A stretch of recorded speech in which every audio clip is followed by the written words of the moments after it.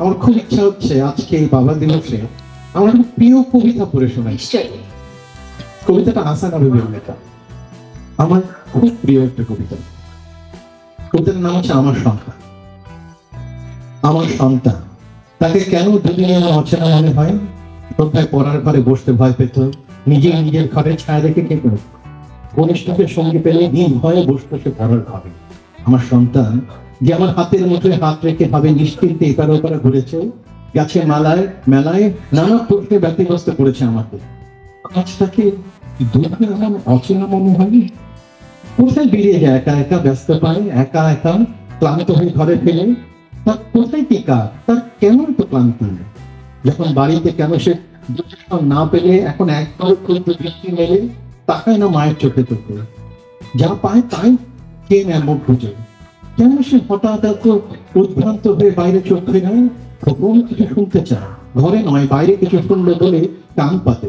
কখনো না খেয়ে হঠাৎ কোথায় কোথায় যে ভাবনায় আমার খোকন দুদিনই এমন গম্ভীর হয়ে গেল, এমন বিষণ্ণ কেন? দিন দিন দেখি মানুষের মতো কাটে কেন? এমন বয়স্ক কেন মনে হয় আমার খোকাকে? কেন সে আমাকে কিছুই বলে না?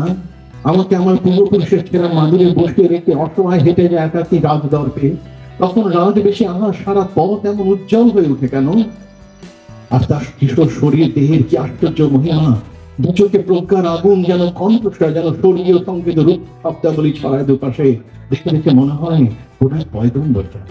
আমার সন্তান যায়, হেঁটে যায়, সামনে যায়, দেহ তার দীর্ঘতর হয়। আরো দীর্ঘ সন্তানের দেহ, পিতার গর্বিত বুক, উঁচু কাঁধ, প্রশস্ত ললাট ছড়িয়ে আরো দীর্ঘ থেকে দীর্ঘতর হয়ে আমার হাতে নিষ্ঠুর আশ্রয় ছেড়ে ছুটে যায়।